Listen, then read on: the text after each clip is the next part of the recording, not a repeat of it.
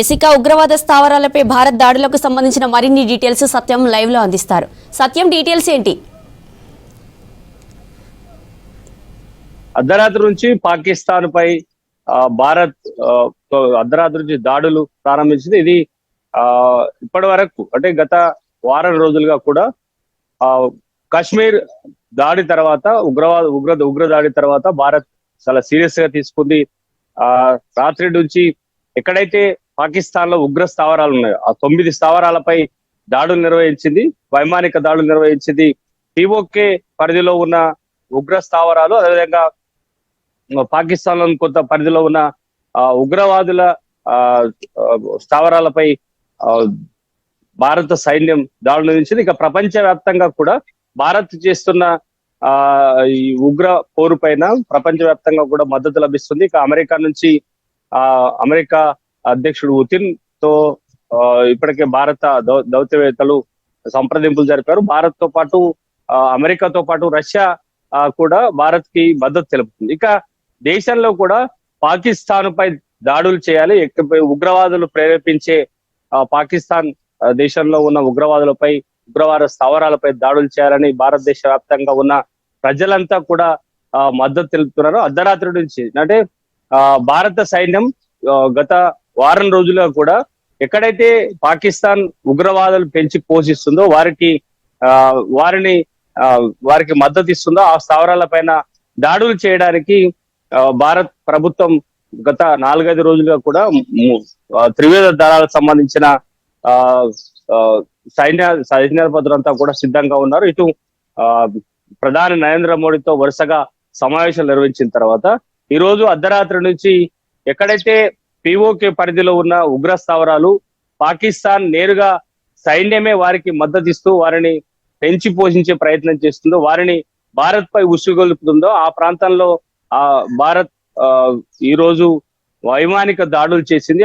వాటిలో దాదాపు ఇప్పటి వరకు అందుతున్న సమాచారం ప్రకారం 13 మంది ఉగ్రవాదులు చనిపోయినట్టుగా తెలుస్తుంది, మరో కొంతమందికి గాయాలైనట్టుగా తెలుస్తుంది. ఇది ఎట్టి పరిస్థితిలో ఎక్కడైతే పిఓకే పరిధిలో భారత్ కు ఇప్పుడే కాదు గత కొన్నేళ్లుగా పాకిస్తాన్ నుంచి ఎప్పుడు ఉగ్ర దాడులు జరిగినా పూర్తిగా పాకిస్తాన్ ప్రేరేపిత ఉగ్రవాదుల నుంచే భారత్ లో దాడులు జరుగుతున్నాయి. కాబట్టి వారిని తుదమిట్టించాలనే ఒక ప్రయత్నంలో కేంద్ర ప్రభుత్వం చర్యలు చేపట్టింది. అర్ధరాత్రి నుంచి వైమానిక దాడులు చేసింది.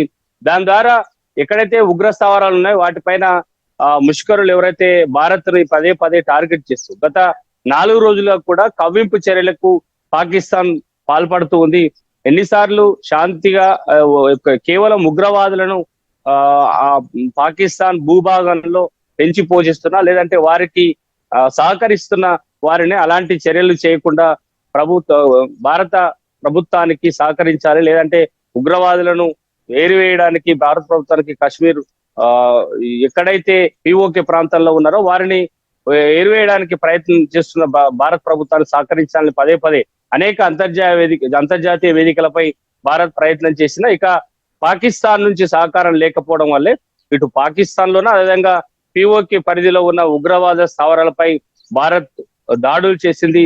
అర్ధరాత్రి నుంచి వరుసగా దాడులు కొనసాగిస్తూ ఉంది. ఎక్కడ ఉన్న ఉగ్రవాదులను విడిచిపెట్టేది లేదు అంటూ ఇప్పటికే ప్రధాని నరేంద్ర మోడీ ప్రకటన చేసిన నేపథ్యంలో కాశ్మీర్ లో ఉగ్ర చర్యలకు పాల్పడిన ఉగ్రవాద ముష్కరులు లేదంటే లష్కర్-ఎ-తోయిబా ఇంకా ఇతర తీవ్రవాద సంస్థలు ఏ ప్రాంతంలో ఉన్నా ఎక్కడ ఉన్నా వారిని తుదముట్టిస్తామని ఇప్పటికే కేంద్ర ప్రభుత్వం ప్రధాని నరేంద్ర మోడీ ప్రకటన చేసిన నేపథ్యంలో ఇటు వైమానిక దళం ఎట్టి పరిస్థితుల్లో పాకిస్తాన్ భూభాగంలో ఉన్నా కూడా ఎయిర్ స్ట్రైక్ చేసి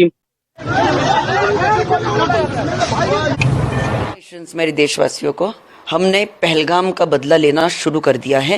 कल रात को मतलब आज सुबह 1 से 2 बजे के बीच में हमने 9 पाकिस्तानी टारगेट्स के ऊपर पाक व्याप्त कश्मीर में जो आतंकवादी कैंप होते हैं उनके ऊपर ज़बरदस्त हमला किया है।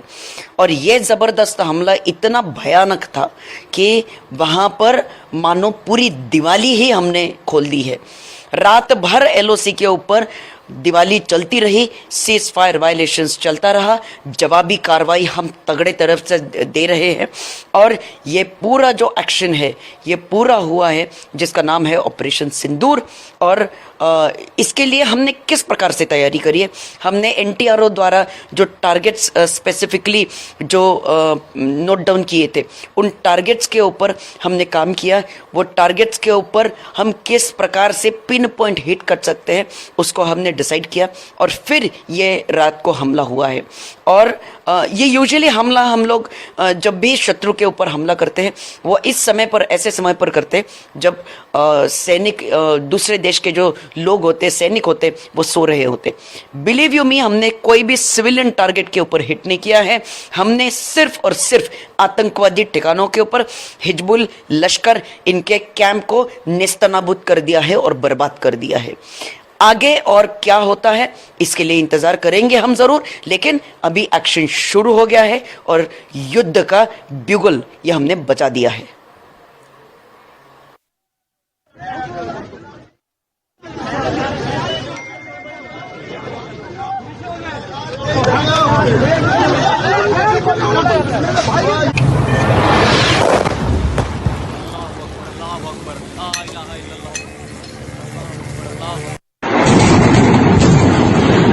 ఇప్పటి వరకు ఎక్కడ సామాన్యులపై యుద్ధం చేయలేదు, కేవలం ఉగ్రవాదులను టార్గెట్ చేస్తూ మాత్రమే యుద్ధం చేస్తున్నామని ఇప్పటి వరకు కేంద్ర ప్రభుత్వం ప్రకటన చేసింది. ఇప్పటి వరకు హిజ్బుల్, లష్కర్ తోయిబా ఉగ్రవాద సంస్థల పైన మాత్రమే దాడులు చేస్తున్నాం, ఎక్కడ సామాన్య ప్రజల పైన, సామాన్యులను టార్గెట్ చేస్తూ తాము యుద్ధం చేయడం లేదు అంటూ కూడా కేంద్ర ప్రభుత్వం ప్రకటన చేస్తుంది. కానీ ఇప్పటి వరకు భారత్ వైమానిక దాడుల తర్వాత పాకిస్తాన్ తిరిగి దాడులు చేస్తుందా, ఆ స్థాయిలో ఇప్పటి వరకు పాకిస్తాన్ తిరిగి దాడులు చేస్తుందా అనే ఒక కోణంలో కూడా భారత్ చాలా అలర్ట్ గా ఉంది.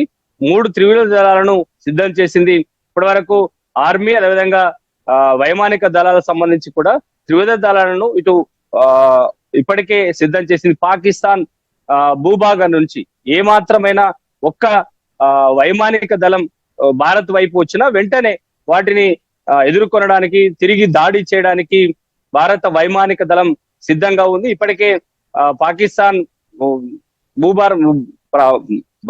భూ ప్రాంతం నుంచి ఇటు వైమానిక దాడుల గురించి ఒక్క విమానం కానీ, ఒక్క యుద్ధ విమానం వచ్చినా వాటిని తిరిగి దాడి చేయడానికి సిద్ధంగా ఉంది. కానీ భారత్ ఇప్పటి వరకు చేసిన దాడుల్లో ఎక్కడ సామాన్య ప్రజలపైన, పాకిస్తాన్ సామాన్య ప్రజలపైన, లేదంటే పాకిస్తాన్ భూభాగంలో ఉన్న ప్రజల పైన టార్గెట్ గా దాడులు చేయడం, కేవలం ఉగ్ర స్థావరాలు ఎక్కడైతే ఉన్నాయో, లష్కర్ తోయిబా లేదంటే హిజ్బుల్లా ఉగ్రవాద సంస్థలు ఎక్కడైతే శిక్షణ ఇస్తున్నాయో పాకిస్తాన్ భూభాగంలో, లేదంటే కశ్మీర్ POK ప్రాంతంలో ఎక్కడైతే వాటి ఉగ్రవాద సంస్థలు ఉన్నాయో వాటిని టార్గెట్ చేస్తూ భారత్ వైమానిక దాడులు చేస్తుంది. పాకిస్తాన్ సామాన్య ప్రజల వైపు తాము వెళ్ళడం లేదనే ఒక అంశాన్ని కూడా పదే పదే భారత ప్రభుత్వం చెప్తూ వస్తుంది. ఇది సింధూర్, ఆపరేషన్ సింధూర్ పేరుతో భారత్ పాకిస్తాన్ ప్రేరేపిత ఉగ్రవాద సంస్థలపై దాడి చేసింది. గతంలో ఎయిర్ స్ట్రైక్ చేసిన